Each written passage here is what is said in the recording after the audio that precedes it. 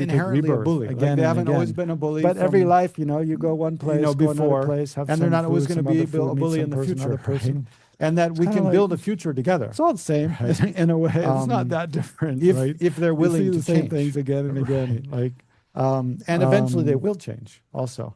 yeah, Also he to says, have that "Would you really see perspective that anything new?" eventually this person, So- even whether they want to or not, like they're going to die, right? And I'm going to die. Maybe and they're before, going to because change. And if we believe in past lives, then we take, in future roles. So in why future don't lives, we take up meditate different a roles. little bit? And I'll try to bring But in even, some kind of if we Buddhist just believe ways of we arose from the contemplating, to elements, think ashes to about these ashes, same dust to things. dust, like we arose from the elements, then we're going to fade back into the elements, and they're going to fade back into the elements, if you think in just a physicalist way. So we'll just And that meditate brings for some 15 sort of minutes sense or of so. connectedness with the person. Is I it think the main thing comfortable is in your when we're dealing with, meditation posture? like even the orca whales, like, okay, we might feel what they did to that dolphin is a terrible thing to do, but they're sentient beings like me. They need to survive, like me. They also act out of, errant emotions, disturbing emotions, like I do. I have heard, from some scientists, And gradually the case of, gather well, it's your just awareness speculation, within. but it could be, because I've heard in another You can case of observe your orca whales breath doing that, or just your killing, mind. or hunting an animal, and then even hunting an Or animal just and be aware not in the killing it, present just moment. leaving it in the end, and not killing it. But I heard some scientists speculating that maybe they do that to train their young how to hunt, even though they don't need food that time, but they need to train their young how to hunt, so then they'll do stuff like that, so that the young learn how to do that. Because I doubt, I'm not sure the orcas. I mean, it's not so common in the animal kingdom for animals to do things out of sheer malevolence. Usually, what they do is very much for somehow related to survival, because they don't have a lot of extra energy to expend. But yeah, I can commiserate how you feel.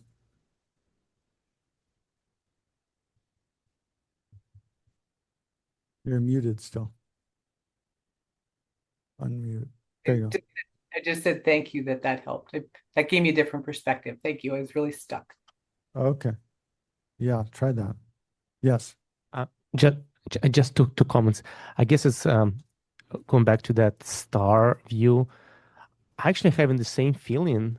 You don't need to be on the space station to have the same feeling. Actually, I get the same feeling when I'm on the plane and when I'm watching the houses, right? And like buildings. It's just like, it gives the same feeling. It's like, wow, the world is so small.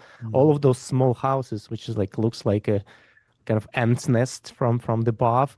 It's something that person spends the whole life trying And to then like especially buy it and spend 30 years to get the mortgage, and since like we're so like looking at things kind of different like, antidotes gives to that divisiveness, perspective all the time. then And like, yeah, you just first look at just on the plane. reflect But the other for thought that I yourself, had is what that kind of your point about divisiveness do you find orca whales, they train in most disturbing or most the young threatening? how to kill. Like, could this be relating to the bullies in that you schools? They feel also like you kind need of to like work on society coping trains with them ourselves better. to like be strong. So just bring that to mind. I'm just trying to first, see and this then we'll relationship there. reflect on kind of It's like, some of the why advice why Marcus kids Aurelius was are doing that? Because giving, they also and see if that seems to train. help. Maybe it's like somehow relating to the older days when like young kids needs to like have some form of like fights interactions in order to be strong, right? And that's why like the middle schools are crazy these days. But it may be related. Yeah, it could be. Yeah. I mean, but it's definitely the case that when kids become bullies in school, they bully other kids. It's not just because they woke up one morning and decided I'm going to be a bully. No, it's definitely related to maybe the way their parents relate to them, or what they, what they feel they need to do to. Maybe they're uncomfortable just being vulnerable, like with other kids, or they feel like a low self-esteem. So then they counteract by trying to boss other kids around or something. There's all different reasons, but there's definitely something going on in their mind that's making them feel not at peace, right? So that they need to be in this kind of aggressive role and kind of relationship with other kids. Yeah. Mm. I know one time when I was a kid, I can remember, for a period when I was in second grade, saying something I'd like, moved from look at the one stars side of town to the opposite side of town, so I switched school systems. So I entered a new school from first grade. I finished first grade, then started second grade. And it was difficult because I was a shy, kind of quiet, shy kid. I didn't easily make a friend, like new friends. I grew up on one street that had like maybe 20 houses. It was a dead end street. And then there was no other streets around. So when I grew up I just knew these kind of arises, maybe one continents, set of and like then 10 continents kids on the divide and street, drift, and half of them I was afraid of, so I and didn't then talk different to. Like, species well, there was these two twins, the plants, Barker boys. They animals must have been, arise I and think, pass 4 or 5 away. years older than me Different and my individuals friends, like us and they were others really arise rowdy and pass away. twins, the twin brothers. Looking at our And bodies, they got composed of BB the guns at one elements, point, right? and they would shoot the kids as we went by their house. So we were all afraid to like go by their house Even on the mountains street because they're going arise to get and shot then by a BB gun. erode. And then, yeah, one time they pinned me Rivers down in a flow red and then ant's dry up. nest, and I got red ants all over me. Yeah, they were like really kind of mean kids. So yeah, so I didn't hang out with the Barker boys. Yeah, so for a minute, try to generate these two different what was the thing? perspectives. So then I moved to the other side of town, and then went to this new school system. I didn't have any friends. I didn't know anyone. Yeah, And then the whatever same year, my grandfather died. Right. kind Well, I was of, quite close to. I really type saw of him as kind of a divisiveness hero, like you my find mother's most father. my challenging. grandfather. And so I was really unhappy. I think now that I look And back, see I if think I it was helps. depressed. I was really unhappy, and I started getting in fights. I started hanging out with some other kids Imagine who were you're like one bullies. of the stars. And then we would like pick on other kids, and I would And get looking in how fights with elements them. I was like transform into fist one fighting. another. And then I got in trouble for it, of course, and then had to start going to the school counselor, which was probably a good thing. That's probably what I needed. But in my own experience, when I was a bully for a few months, then it was because I was really unhappy, and I didn't know how to deal with it, and so it just kind of it ended up coming out in that way. I think probably a lot of bullies like that. But definitely there is also, as you mentioned, the aspect of society, that our society sometimes glorifies the strong individual person, just does whatever they want. Even, it's not only in the US, I remember living for years in India, like there's all these movie posters, these movies. I don't know who watches these movies, but most of the movie posters, especially like the B grade movies, it's always this super strong guy with a big like an iron bar or something, and he's got blood like trickling down his face, and he's like this. It's like clearly a lot of people idolize that kind of masculine role model. Like, talk about a way to make bullies.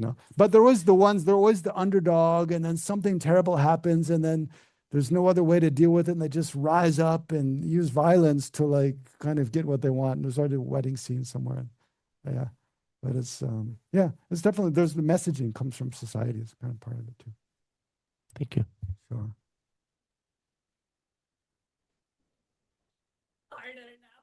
Yeah.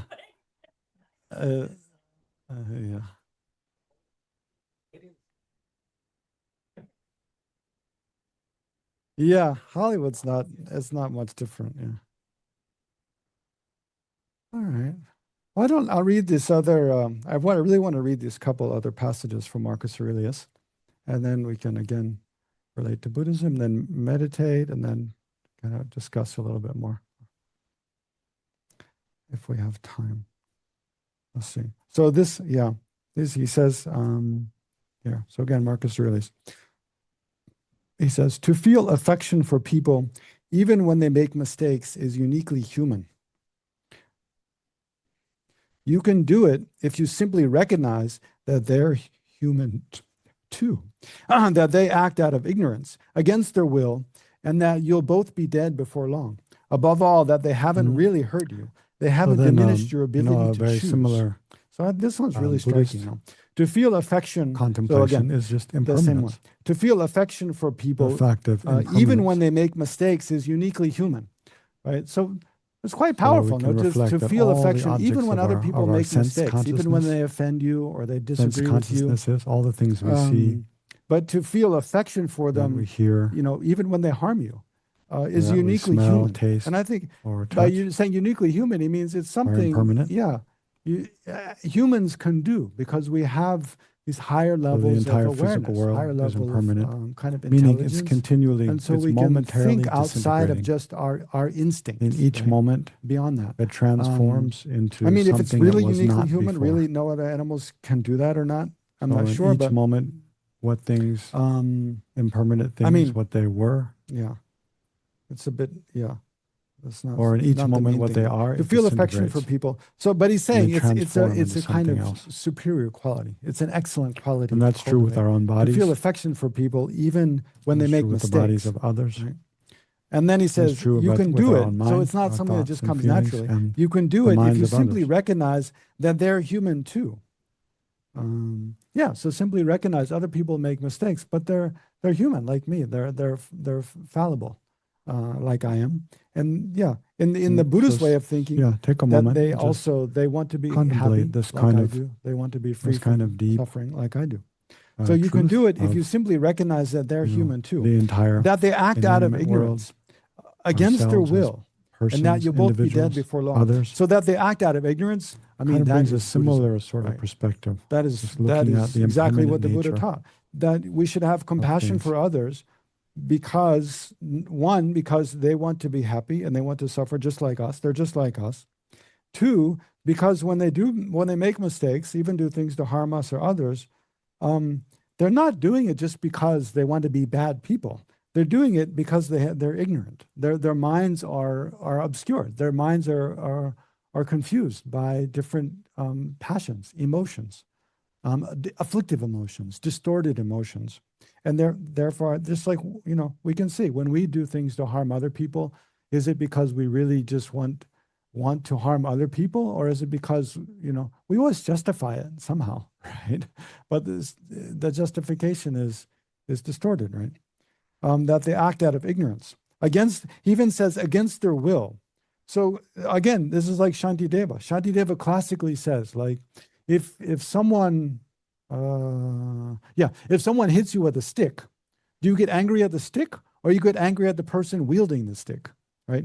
Someone hits us with a stick, we don't get angry at the stick. It's like nowadays, if someone hits us with the car, do you get angry at their car or angry at the person who's driving the car, right? If it's their fault, right? You get angry if you're going to get angry, right? Of course, try not to get angry, but if you do, if you get upset, you're not going to be upset at their car. You're going to be upset at the person who's driving the car, who's responsible, right? So similarly, if someone else insults us or harms someone else, right, as a bully, do we get upset at the person or the afflictive emotions in the mind of that person, their arrogance or their inconsiderateness or their cruelty or their selfishness, like their afflictive or their ignorance, as Marcus Aurelius points out. So we should if we're going to get upset at something, we should get upset at the forces in that person's mind that are compelling them to act in these harmful ways. So he says they act out of ignorance against their will, meaning it's not that they just will to be bad, it's they're acting under the influence of distorted ideas and emotions. And that you'll both be dead. And then he says, and that reflect that you'll both be dead before long. So again, bringing this distant perspective. And above all, that they haven't really hurt you. They haven't diminished your ability to choose. So yeah, what does he mean? They haven't really hurt you. He seems to mean they haven't, that really hurting you is almost like impossible. Even someone hurts our body or causes some, upset in our mind, but still, in the long term, like our mind is our mind, right?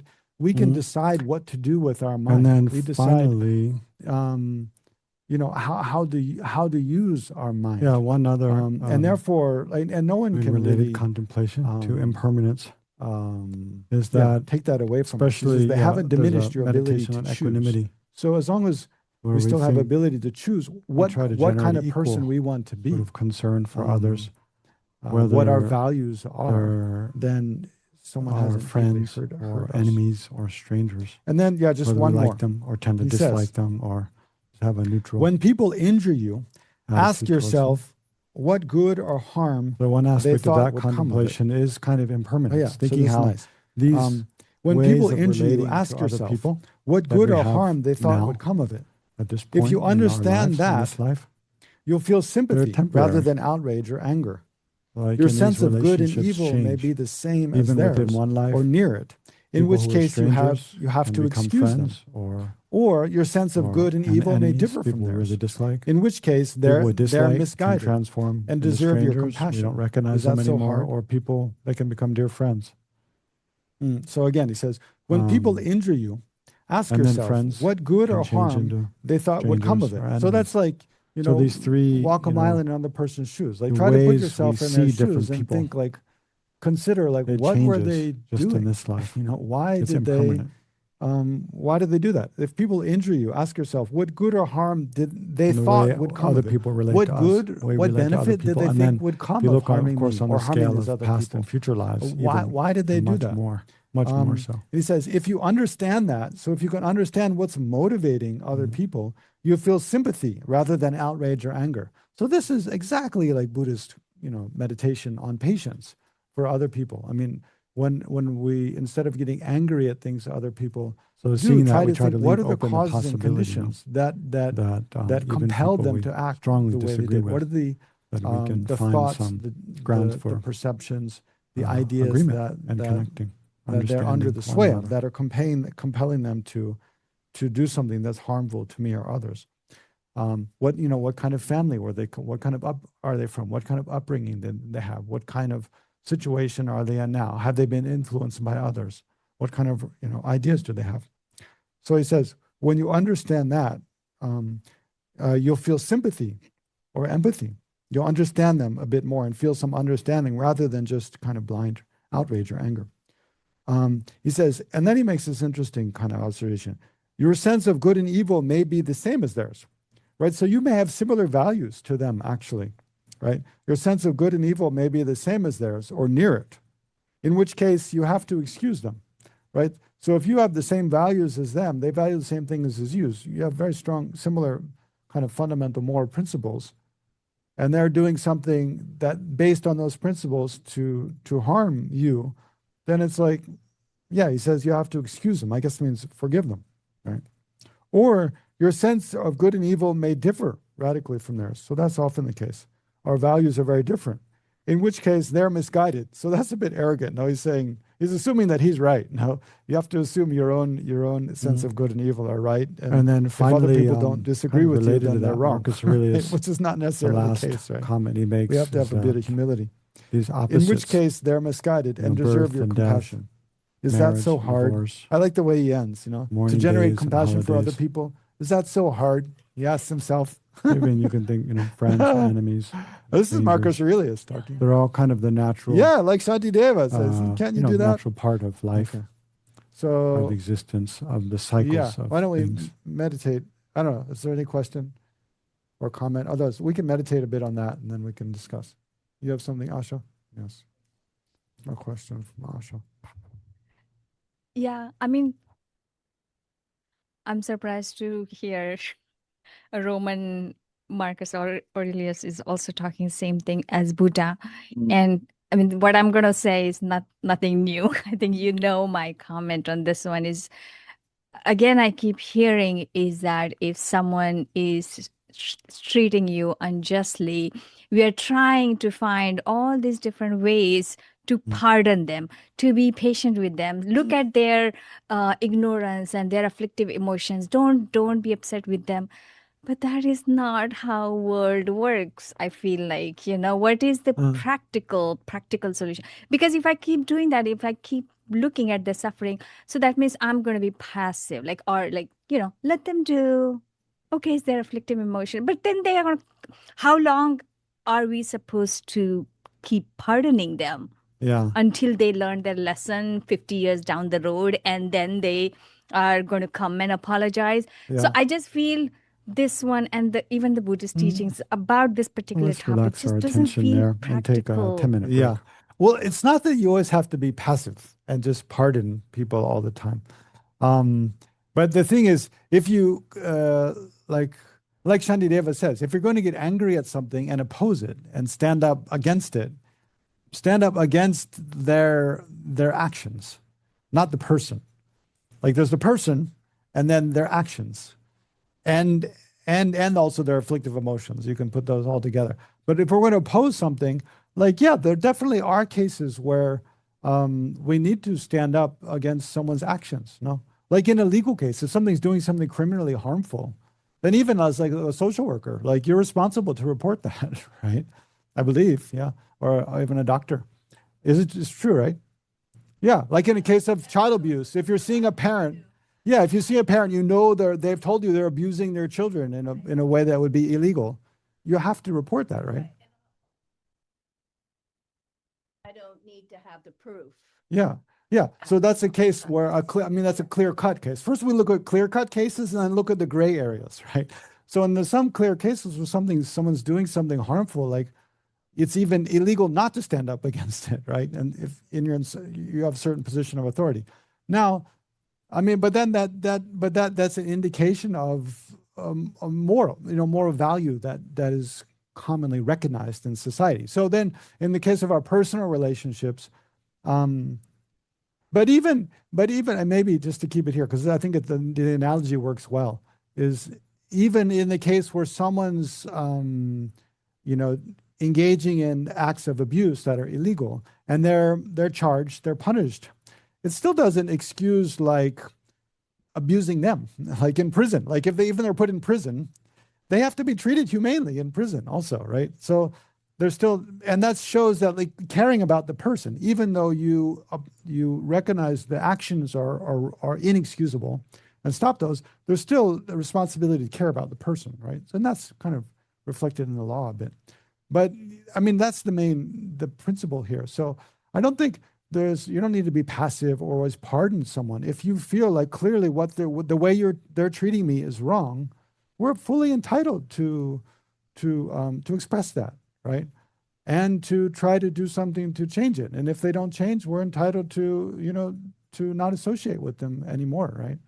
Now, I'm not saying that's what you should do, but that's what I think. There's also, because I was thinking, because I know you bring up this question often, which is helpful, because it is a difficult question and it's important to look at. But I was thinking, I was also reflecting in preparing for this course, like, well, who are the most like divisive people I've had to deal with in my life?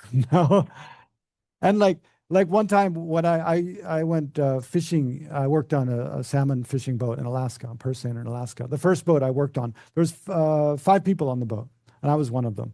And there was one of the other guys, I had to my job on the boat, I was standing next to him. That kind of is a purse seiner. So that kind of boat, we put a long net out. It's like, I don't know, like a third of a mile long, maybe half a mile long net. And then we have to pile it back on the boat. So as you pile it back on the boat, you have to pile it neatly so that when it goes off again, it's not a big tangle. It goes out like very orderly, right? So there's one guy that piles the lead line. The bottom of the net is weighted with leads. He piles that. Then there's the metal nest, the middle part of the net, which is mesh. So I was piling that. And then there's another guy piles the cork line. There's corks all on the top of the net. So this other guy, Little Joe is his name, he was piling the corks and I was piling the mesh. But I was supposed to give him enough webbing, so leave kind of enough slack so that he can loop the corks in a particular way he wants to. But I had difficulty doing that because when the wind is blowing, you don't want the mesh going everywhere, right? So you have to hold it. But I would put my fingers through it. But that means when he would pull the cork line to pull the mesh, it would pull on my fingers and he couldn't get what he wanted. But he was a very hot-tempered guy. So he would get really angry at me the way I was piling the net. And sometimes he would just yank on the mesh and sometimes it cut my fingers. He yanked so hard. But also we were just very different kind of people. Like he was one of these people that his way of joking, when I talk about way of joking, was make an innuendo. Everything that someone says or does, he relates it to sex somehow. Sex or like bowel movements, like farting or pooping or something. Everything, that's like where his mind is all the time. It's just making all these kind of sexual jokes about everything. It's very like worker class kind of guy. But I was just totally like, who is this guy? And then we just didn't get along, basically. He would criticize a lot of things I did. But he did teach me how to tie knots. He knew how to tie knots very well in rope. And when you're fishing, knots are important. You have to use rope, line, they call it. You never call it rope on a fishing boat. You call it line to tie up things. And he taught me how to tie different knots. So even now when I tie knots, I think of Little Joe and I feel like some gratitude. But he's not a person, and to relate back to your situation, he's not a person I would ever hang out with if I didn't have to, no? Because he's just like, I don't know. I didn't find it helpful for me in any way, actually, to be around him, except to tie knots, right?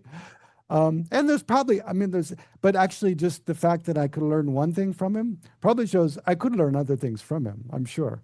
But I guess in relation to that, I was thinking, yes, it's true. We have to find ways to get along with other people, but that doesn't mean we have to be around everyone all the time. Like we have to choose who we're going to be around, who we're going to spend time with, who we want to build relationships with in our life, whether it's family or friends or people in the workplace or neighbors. We have to choose. Some people we want to work on building relationships with, and some people we don't, because some people we find quite helpful and beneficial, supportive to be around, and some people we don't. Some people we have obligation to because we're part of the same family or we work together. And so even though we wouldn't choose to be with that person, and this even happens in the monastic community a lot, like you're in your classmates or you live in the same house or your roommates, you would never choose to hang out with that person probably, but you have to because of circumstances. And so you try to make the best of it. But within that, it doesn't mean like everything they do, you have to accept or pardon or be passive. If you see there's things that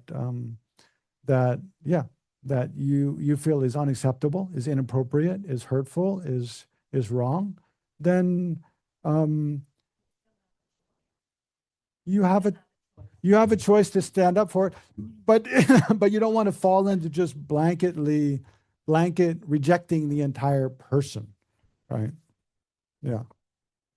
So it sounds to me that the lesson here is someone's hurt you and you can have empathy and compassion for them to understand whatever, like the bullies, they could have had from their family of origin, right? They could have been bullied. So now they're going to be bullying others. So here the lesson is to try to understand that person, the bully or whomever, and be sympathetic, empathetic, compassionate. But then we also have a choice because now our values may not align with theirs. And so we have a choice that, okay, I don't have to hang out with this person. I don't want this person in my circle of friends.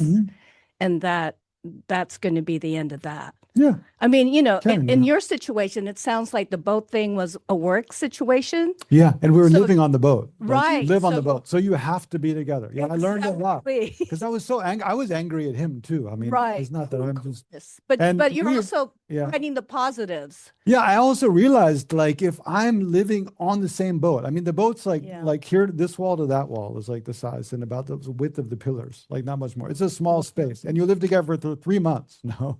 Wow. And so I realized, like, if I stay angry at this person, like, I'm just going to be miserable. And it hurts the you whole summer. more than the person. It hurts me the most. Right. Yeah. Right. But it also makes everyone else on the boat uncomfortable. So it took me a while to realize it. But I was really, angry and also kind of miserable and feeling totally lonely. And I realized, like, this is really unhealthy. Right. And I didn't know anything about Buddhism, not much about Buddhism then. Yeah. But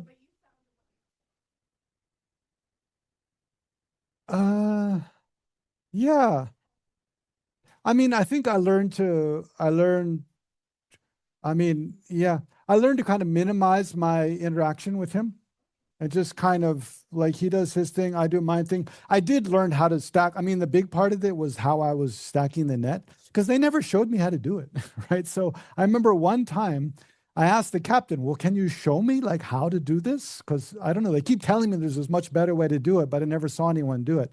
So one day the captain, when it wasn't windy or it was in a very calm place, then the captain took my spot and then I stood and just watched him do it. And he did it. He told me, like, you have to be like a spider with its web. You never put your fingers through the mesh. You always you pinch it between your fingers and then let it just kind of flow back and forth in a very natural way and kind of push it. And he made it look so easy and it came out looking so nice. But then I understood it was not difficult. I just needed an example, right? Yeah, a little bit of training. So then afterwards it went much better. Yeah, and I could do it really well. They started saying, "Oh, you have the nicest. We have the nicest stack in the fleet of boats." Yeah. But then also in addition, I would like just find private time where I could just be by myself and write letters or read, and things that just kind of sustain me, which I knew the others just don't really relate to. And that helped a lot. Yeah. You know, those guys, I mean, just to show you, I mean, I never was on another, worked on other boats and I never was other people like that. No. But they, all summer they had this running joke where because I was into writing letters and they thought, oh, you know, kind of college boy writing letters home, like what a sissy or something. I don't know. So they had this running joke that they would, well, anyway, they told me, oh, there's this, because sometimes we're fishing far from anywhere where we can mail a letter, right? We're kind of far out along the coast. And so they had this buoy. And they said, oh, there's a box here that we've put our letters there. Some of the other boats pick it up and they come and they mail it, right? So then we go pull up this buoy, there's a box, we put a letter in. So I put letters in several times. And then in the end, it's like totally a lie. Like nobody picks up the letters. They just sit there at the bottom of the ocean. Like, yeah, they finally told me at the end, you know, that mail, like airmail buoy, like that was just a joke. I was like, are you serious? My letters to my mother and father, just like, yeah. Yeah. Yeah. That was part of my self-care. Yeah. Yeah. Yes.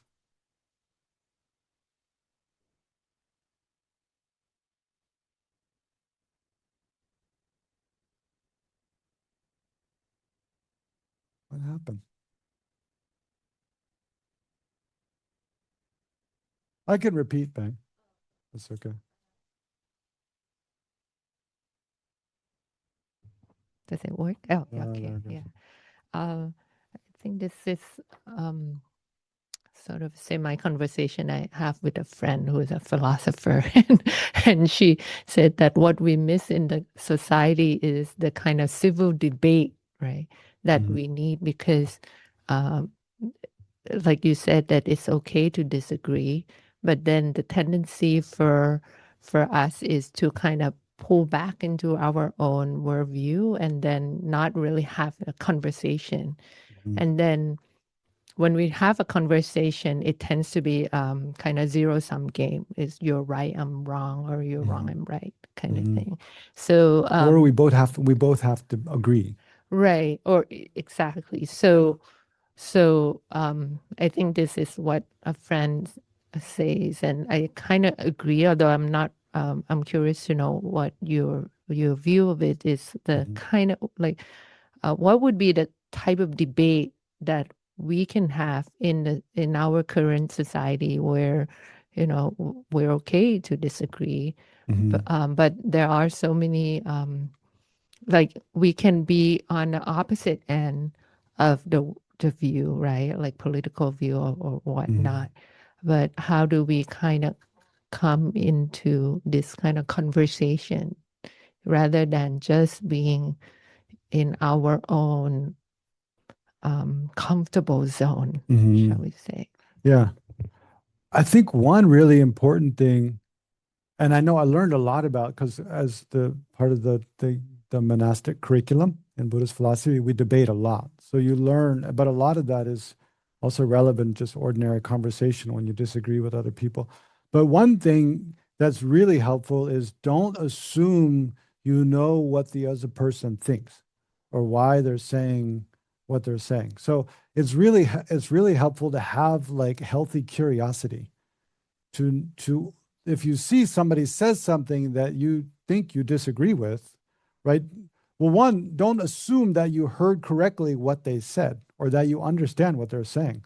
First, just kind of withhold your assumption that you understand what they said, and it's really helpful to repeat back to someone what I understood. Do I understand you to be saying this? And then, without jumping to a conclusion, well, that's right or wrong or good or bad, ask them why. Try to just understand more like their story, their thinking about what's going on with them. But that also doesn't mean we have to agree. But then if we want to disagree, it's helpful. Well, one, Yeah, I'm not sure I'm so clear about your question, Bae, so you bring me back on track. But well, I guess that's one thing. Be curious. Try to find out more about what they think. And then if we want to disagree, it's helpful to be like, well, show that we respect their opinion. I respect your opinion, but I think about it like this, right? And then, politely disagree. But is that, I don't know, is there something more you're looking for? You're digging for?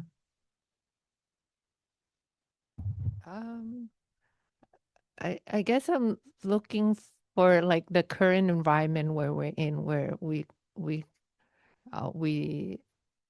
tend to just kind of pull back rather than like let's try to come up with something where like common But do you have a ground. specific example, like in the grocery store line at the checkout counter? Like, I'm only going to be there 30 seconds. I'm not going to ask anyone like about their political views or something. Well, yeah, exactly. The politics is like the example, because Yeah. this is the view where a friend of mine said, well, we should talk politics and not avoid it. The example, this is not my example, but basically this is, we're in a Dharma forum. Yeah. And there's an opinion of we shouldn't really talk about politics Yeah. in the Dharma forum. Yeah. And then there's opinion where we should really have a civil debate and it should be okay to talk politics. Yeah, that's a tough one. That's one I struggle with too, because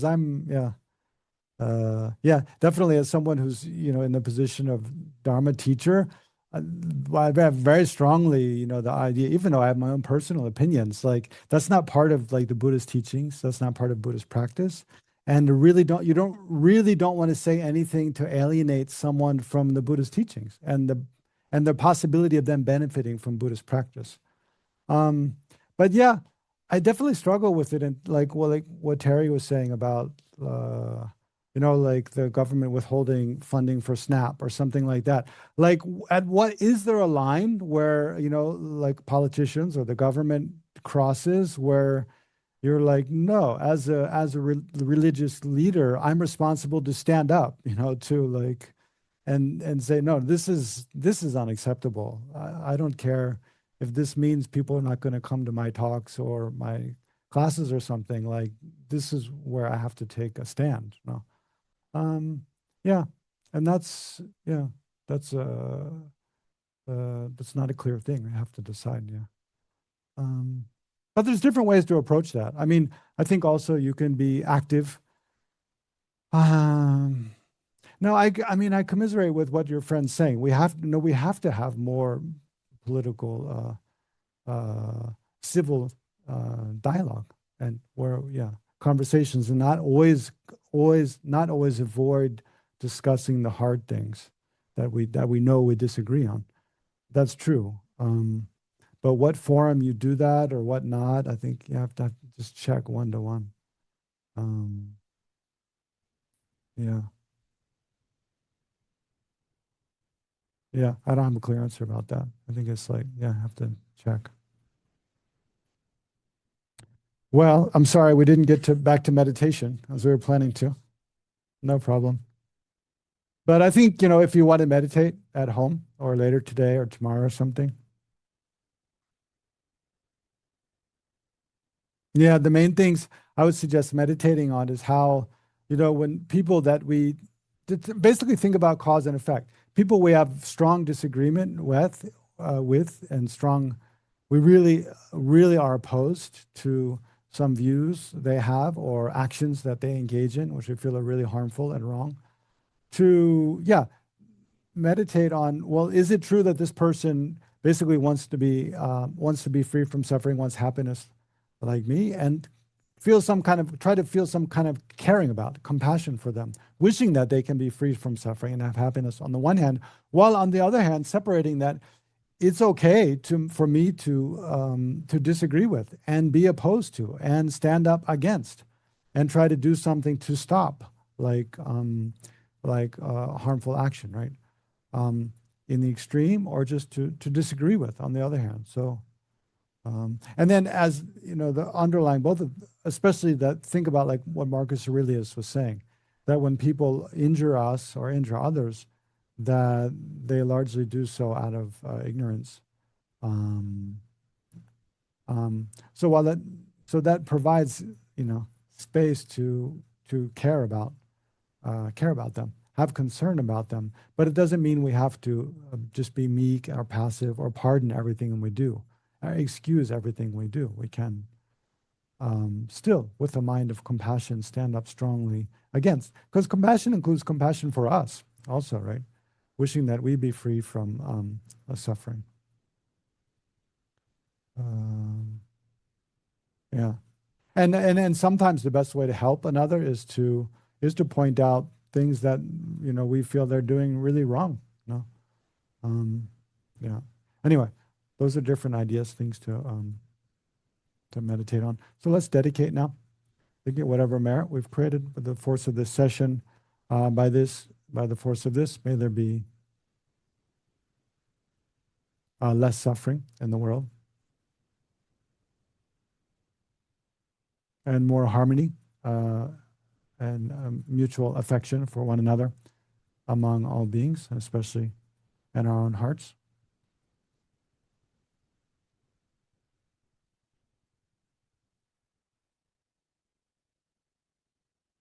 And may there, spiritual teachings that benefit beings, may they flourish and bring more and more peace and a harmony and happiness to the world.